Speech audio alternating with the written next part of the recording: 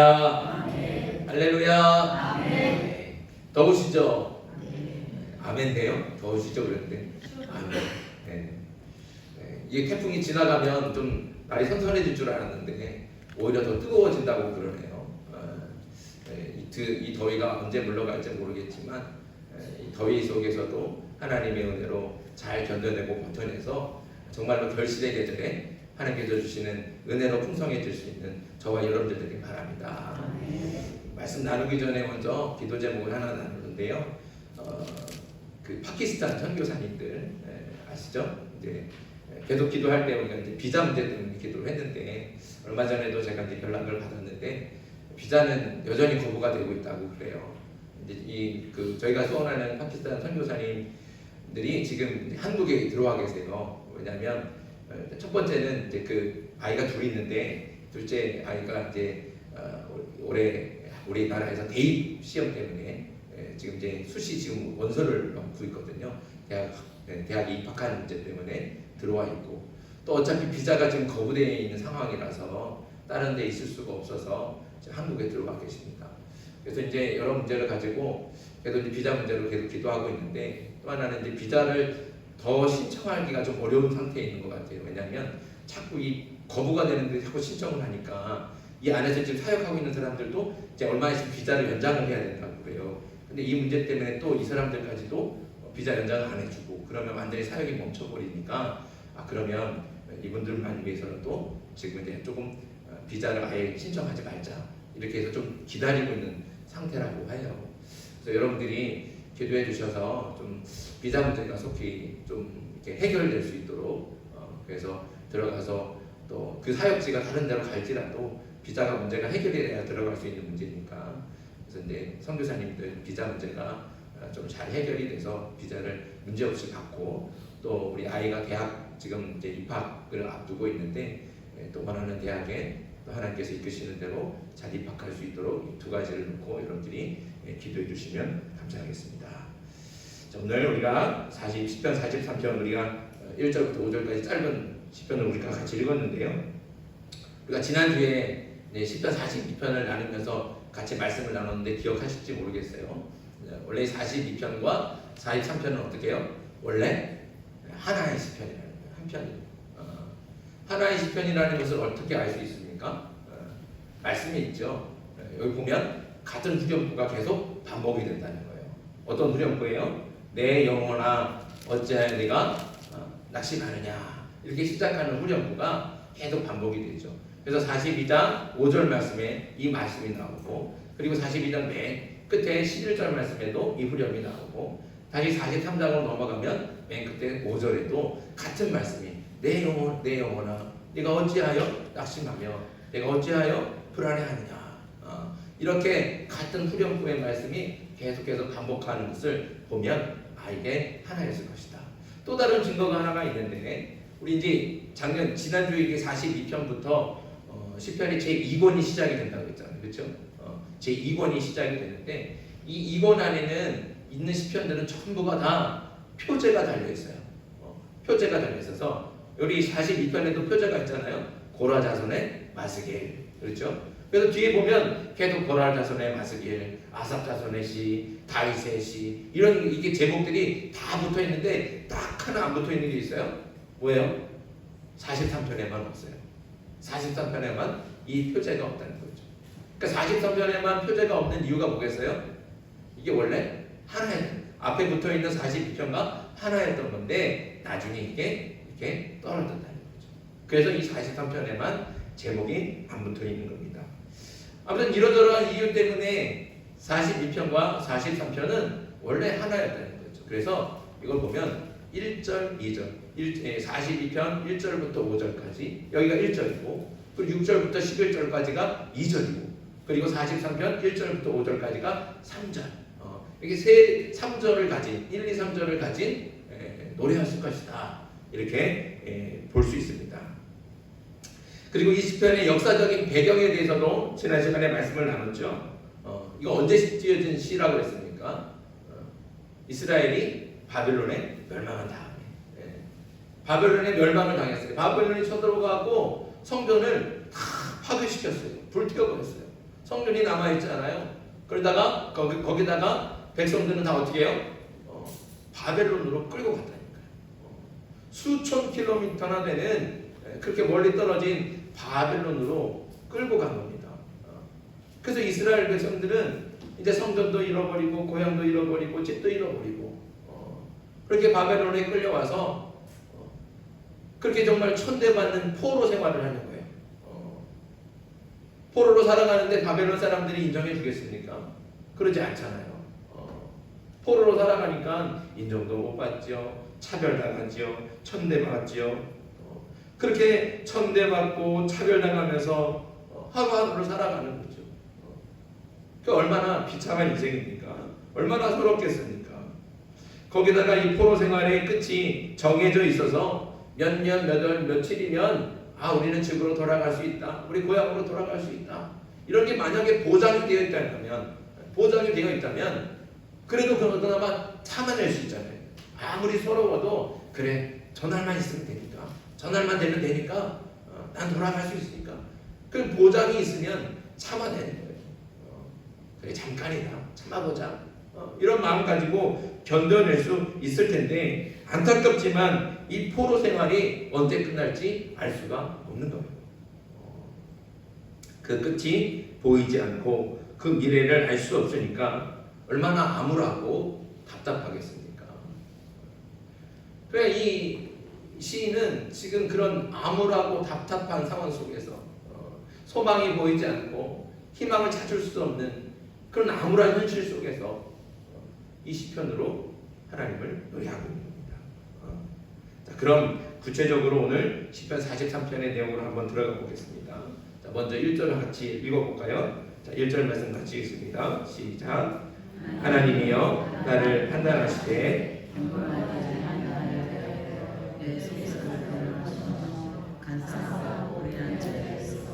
나를 건지소서. 아멘. 자, 이 시인의 상황이 어떻습니까? 이 시인의 상황은 지금 억울한 가운데 있는 거죠. 억울하게 모함을 받고 불의한 자들에게 속아서 함정에 빠져 있는 겁니다. 하지만 그 누구도 이 시인의 억울함을 들어주려고 하지 않아요. 오히려 세상 법정에 갔지만 세상 법정에서는 공정하게 재판하지 않죠. 오히려 죄 없는 이 시인을 향해서 너는 죄인이다. 그 죄를 덮어씌우고 죄를 몰아가는 겁니다. 그러니까 이 시인은 지금 너무 억울하죠. 답답한 거예요. 정의가 무너지고 공평이 깨어진 세상에서는 이 시인의 억울함을 풀어줄 데가 아무 데도 없습니다. 의지할 데가 없는 거예요. 누가 내 억울함을 풀어줄까? 아무리 눈치껏 봐도 사람에게서는 세상에서는 찾을 수가 없는 거예요. 그래서 이 시인은 누구를 바라보고 있습니까? 하나님을 바라보고. 누구를 의지하고 있어요? 하나님을 의지하는 거예요. 그 왜 하나님을 의지합니까? 이 시인에게는 확실한 믿음이 있어요. 확실한 믿음. 어떤 믿음이냐? 내가 믿는 하나님은 정의와 공평의 하나님이시다. 우리 하나님은 정의를 사랑하시고 공의를 좋아하시는 분이시다. 이 확실한 믿음이 있는 것이죠. 이 믿음이 있기 때문에 그는 하나님께 간구합니다. 세상 가운데 있는 정의가 다 무너졌어요. 공평이 사라진 거예요. 이 무너진 정의를 누가 세워주실 것인가? 하나님이 세워주신다는 거죠. 나의 억울함을 누가 풀어주실 것인가? 하나님께서 풀어주신다는 거예요. 왜요? 우리 하나님은 정의의 하나님이십니다. 우리 하나님은 공평의 하나님이십니다. 그래서 이 시인은 그 하나님을 믿고 하나님께 간구하는 겁니다. 시인은 정의의 하나님이 판사가 되셔서 올바르게 판단해 주시기를, 또 변호사가 되 주셔서 자신의 의로움과 억울함을 대신 변호해 주기를 간구하고 있습니다. 거짓과 불의를 미워하시고 공평과 정의를 사랑하시는 하나님을 확실하게 믿기 때문에 비록 억울하게 모함을 당하고 누명을 썼지만 그래도 실망하지 않고 하나님을 의지하고 하나님께 기도하는 거죠. 세상은 내 억울함을 풀어주지 못하지만 하나님은 반드시 갚아주신다. 내 억울함을 풀어주실 것이다. 왜요? 우리 하나님은 정의의 하나님이시니까. 정의의 하나님께서 반드시 이 무너진 정의를 다시 세워주실 것이다. 이런 믿음을 가지고 하나님을 바라보고 하나님께 간구하는, 기도하는 거죠. 그런데 시인의 고난은 여기서 끝이 아닙니다. 이렇게 정의가 사라지고 공평이 무너진 세상에서는 의지할 분이 오직 하나님밖에 없어서 그래서 하나님께 기도하잖아요. 그러면 시인이 기도한 대로 정말로 하나님께서 정의를 바로잡아 주시고 자신의 억울함을 풀어주시면 그러면 얼마나 좋겠어요. 그렇잖아요. 내가 이렇게 간절하게 기도하니까 하나님께서 재판장이 되주셔서 판단해 주십시오. 나의 죄 없음을 하나님께서 변호해 주십시오. 이 무너진 정의를 다시 세워주시고 내 억울함을 다시 풀어주십시오. 간절하게 기도했으니까 하나님을 믿고 기도했으니까 기도한 대로 되잖아요.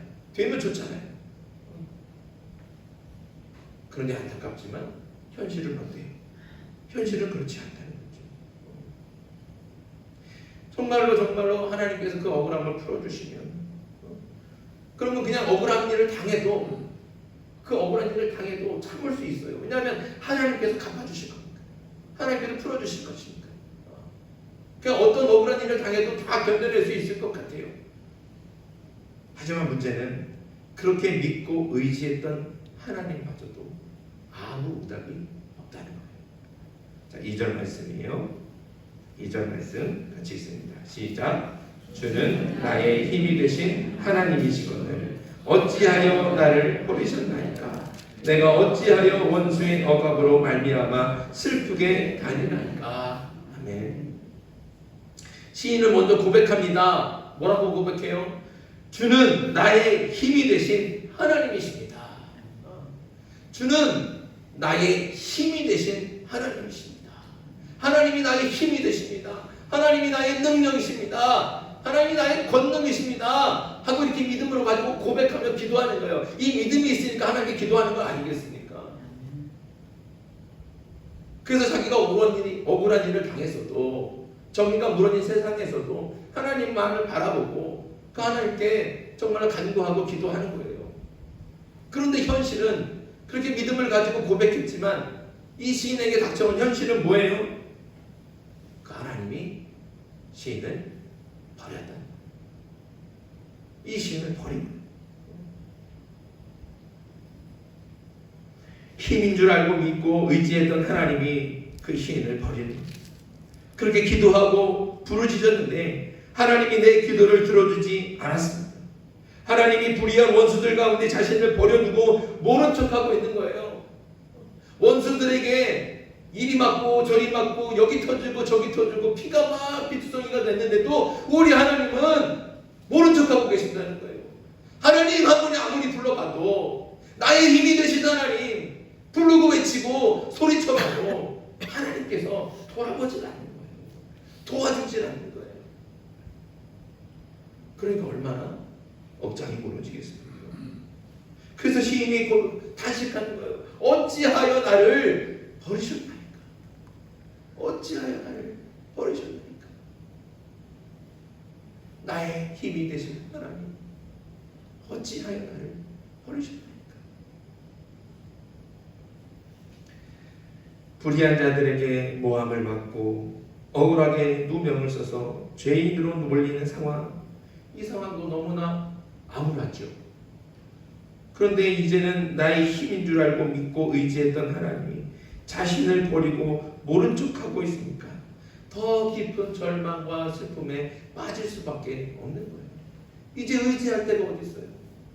세상을 봐도 의지할 데가 없고 사람을 봐도 의지할 데가 없어서 오직 하나님만 의지했는데, 그래서 하나님만 믿고 기도했는데 그 하나님이 나를 버리고 계십니다. 나를 쳐다보지도 않고 있어요. 내가 피 터져서 정말로 죽을 것 같은 그 고난과 고통 속에 있는데, 그래서 정말 부르짖고 나의 힘이 되시는 하나님 어디 계십니까? 나를 좀 도와주십시오. 부르짖고 간구했는데 그 하나님이 아무 응답이 없으십니다. 아무 응답이 없으십니다. 그렇게 하나님이 자신을 버려서 그렇게 버린 것 같이 느껴지고, 그래서 저 깊은 절망과 수렁, 그 슬픔의 수렁에 빠질 수밖에 없고, 그리고 도저히 빠져나갈 수 있는 깊은 어둠에 갇히고 마는 거죠. 이런 절망과 어둠 속에서는 정말 뭘 해도 안 될 것 같고, 이제는 하나님을 믿었던 그 믿음마저도 의심하게 되는 거예요. 정말 하나님 살아계신 건가? 정말 하나님 계신 거 맞는 건가? 이런 의심이 된다는 거죠. 이쯤 되면 살 희망이 생깁니까? 소망이 있어요? 없잖아요. 그러니까 그때는 에휴 될 대로 되라, 이런 마음 가지고 그냥 삶을 놔버리는 거예요. 포기하는 거예요. 어떻게든지 하나님 붙들고 그래도 살아보려고 노력했는데 이제는 그 하나님이 나를 버렸으니까 나도 그냥 삶을 놔버리는 거예요. 그런 마음 들지 않겠습니까? 이제 누구를 의지하고 누구를 믿겠습니까? 그러니까 이제는 믿을 구석도 없고 아무 희망도 없고 에휴 그럼 될 대로 되라, 그 삶을 놔버리고 삶을 포기해버린다는 거죠. 그러나 시인은 절망 가운데 주저앉아서 모든 것을 포기하고 싶어하는 자신에게 소리치는 거예요. 뭐라고 소리친다고요? 5절 읽습니다. 5절 같이 시작. 내 영혼아 내가 어찌하여 낙심하며 어찌하여 내 속에서 불안해하는가? 너는 하나님께 소망을 두라. 그가 나타나 도우심으로 말미암아 내 하나님을 여전히 찬송하리로다. 아멘. 우리가 42편 지난주에도 했지만 42편도 마찬가지고 43편도 마찬가지고 20편의 전체 핵심은 뭐예요? 이 말씀에 있는 거예요. 이 말씀 가운데 있는 거죠. 이 말씀은 시인이 자기 자신한테 하는 말입니다. 절망에 빠져서 정신을 잃어버린 자신에게 정신을 깨우치는 거예요. 일어나라, 정신 차려라, 그렇게 소리치는 거예요. 쓰러져서 포기하고 싶어하는 자신을 스스로 부추겨서 일으켜 세우는 겁니다. 우리가 엄마들이 포대기로 아기를 등에 업잖아요, 그렇죠? 등에 업 한참 먹고 있으면 힘들어요, 안 힘들어요? 힘들어갖고 자꾸 아기가 어떻게 해요? 밑으로 내려간단 말이에요. 그럼 어떻게 해야 돼? 어떻게 해야 돼? 이렇게 해야 돼요. 네. 이렇게 해야 돼요.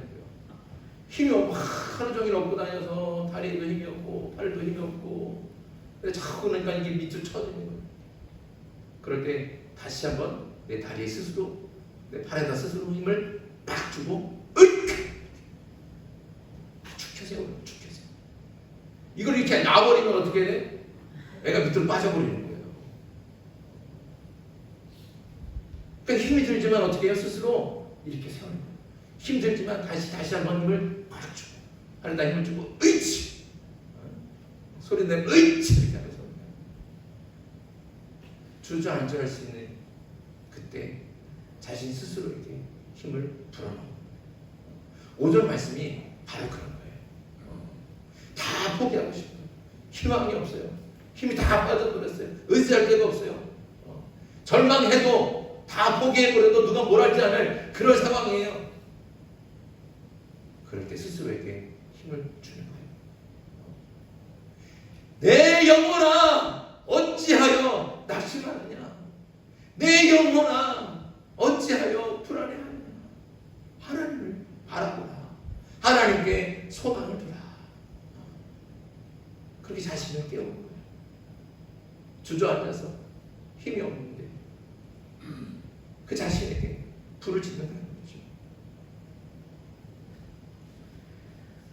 지난주에도 말씀드렸지만 비록 하나님께서 아무 응답이 없고 하나님이 버린 것 같은 그런 절망적인 순간에도 변하지 않는 사실은 뭐예요? 하나님은 우리와 함께 하신다. 하나님은 우리를 버리지 않아요. 하나님이 나를 버린 것 같이 느끼는 건 그냥 내가 그렇게 느껴지는 것뿐이에요. 그러나 그렇게 나를 버린 것 같이 느껴지는 그 순간에도 하나님은 어떻게 해요? 우리와 함께 하신다니까요. 하나님은 한 번도 우리를 버린 적이 없습니다. 이게 진리인 거예요. 이게 진리. 그래도 우리 잘 아는 얘기 중에 이런 거잖아요. 한 사람이 바닷가에 이렇게 예수님과 걸어갔단 말이에요. 맨 처음에는 발자국이 4개 있었단 말이에요. 그래서 예수님이 예수님 나와 같이 계시는구나 알았어요. 근데 뒷장을 보니까 발자국이 2개밖에 없어요. 하나님 나를 버렸나 보다. 하나님 왜 나를 버리고 갔어요? 하나님한테 뭐라고 그랬어요? 하나님 뭐라고 그랬어요? 내가 너를 업고 간다. 그러니까 버린 것 같은 건 내 생각이지 하나님은 절대로 우리를 버리지 않습니다. 그게 진리인 거예요. 그러니까 버린 것 같은 그 순간에도 내가 실망이 되고 낙심이 되지만 우리는 누구를 바라봐야 되는 거예요? 하나님을 바라보는 거죠. 하나님을 바라보는 거예요. 하나님이 우리의 힘이 되시고 우리의 도움이시고 우리의 반석이시며 참 소망이 되신다는 것. 이것이 변하지 않는 어떠한 상황에도 변하지 않는 진리인 거예요. 하나님은 우리의 힘이 되십니다. 우리의 반석이 되시고 우리의 구원이 되시고 우리의 도움이 되시고 우리의 참 소망이 되시다. 그러니까 하나님을 믿고 절망하지 말아야 됩니다. 하나님을 바라보면서 포기하지 말아야 됩니다. 그래서 스스로에게 소리치는 거죠. 비록 현실은 절망 가운데 있고 마음은 낙심이 되지만 그때 그렇게 주저앉아 있는 자신에게 소리치는 겁니다. 내 영혼아 어찌하여 낙심하느냐, 내 영혼아 어찌하여 불안해하느냐, 오직 하나님만 바라보라. 하나님께 소망을 두라. 하나님이 너를 업고 계신다. 오늘 이 말씀은 결국에는 뭐냐? 시선을 바꾸라는 거예요. 시선. 우리 앞에 갑자기 큰 문제가 닥쳐오잖아요. 어려움이 닥쳐오잖아요. 그러면 당장에는 그 문제밖에 안 보여요. 그렇죠? 그 어려움밖에 안 보인다는 거죠. 하지만 그 문제만 보고 시선을 계속 그 문제에만 고정하고 있으면 문제는 다 커 보이고 그 문제 앞에 있는 나는 너무나 작아 보이는 거예요.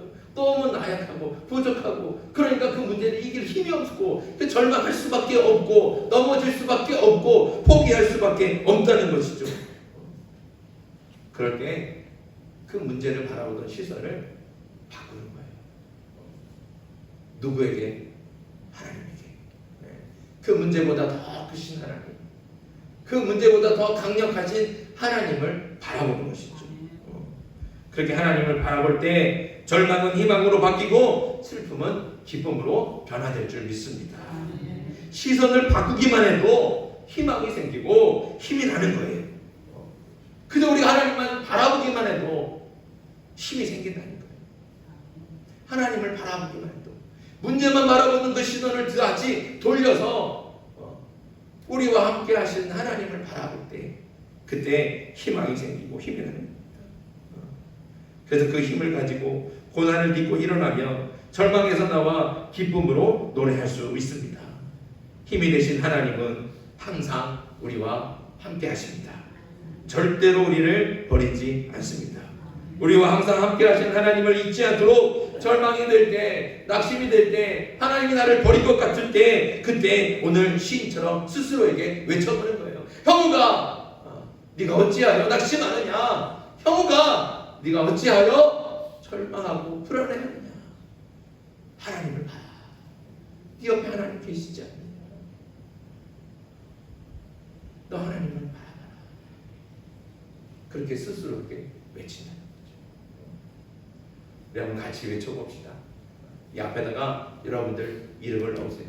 제가 형우가 그랬잖아요. 여러분들 이름을 넣으시고 뒤에 형우가 네가 왜 낙심하느냐, 형우가 네가 왜 불안해하느냐. 하나님만 바라봐. 다 같이 한번 해봅시다. 같이요. 자기 이름 외치는 겁니다. 시작. 형우가 네가 왜 낙심하느냐, 형우가 네가 왜 불안해하느냐. 하나님만 바라보라. 하나님께 소망을 두라. 이렇게 외치세요. 불안할 때, 아무 희망이 보이지 않고 내가 절망 가운데 있을 때 스스로를 깨우는 겁니다. 이렇게 외쳐서 그 절망에서 일어날 수 있도록 힘을 붙든. 그러면 그렇게 하나님만 바라보고 내가 외치는 것만으로도 힘이 생기고 용기가 생기고 그래서 그 절망 가운데서 딛고 일어서게 될 줄 믿습니다. 절망은요 오히려 우리에게 그래서 은혜가 되는 거예요. 절망을 경험하지 않는 사람이 하나님의 은혜를 바랄 수가 없어요. 그렇잖아요. 절망을 모르는 사람은 은혜를 모르는 것과 같은 거예요. 절망을 경험한 사람, 그 사람이 하나님의 은혜를 안다는 거죠. 절망 가운데서도 건져주시는 하나님, 절망 가운데서 일으켜주시는 하나님, 그 하나님을 경험하는 저와 여러분이 되길 바랍니다. 그러니까 낙심이 될 때마다 또 불안이 엄습할 때마다 이렇게 자신에게 외쳐서 하나님이 공급하시는 새 힘으로 고난을 딛고 굳세게 일어나며 절망에서 나와 기쁨으로 노래하는 저와 여러분들이 되길 간절히 소망합니다. 그럼 우리의 삶이 절망으로 끝나지 않는다는 거죠. 우리의 삶은 기쁨이 되고 행복이 되고 하나님을 찬송하는 노래가 될 줄 믿습니다. 저와 여러분들의 삶이 이렇게 축복의 삶이 되길 주님의 이름으로 축복합니다. 우리 함께 기도하겠습니다. 기도하기 전에 우리 찬양합시다. 우리 에바다 176장입니다.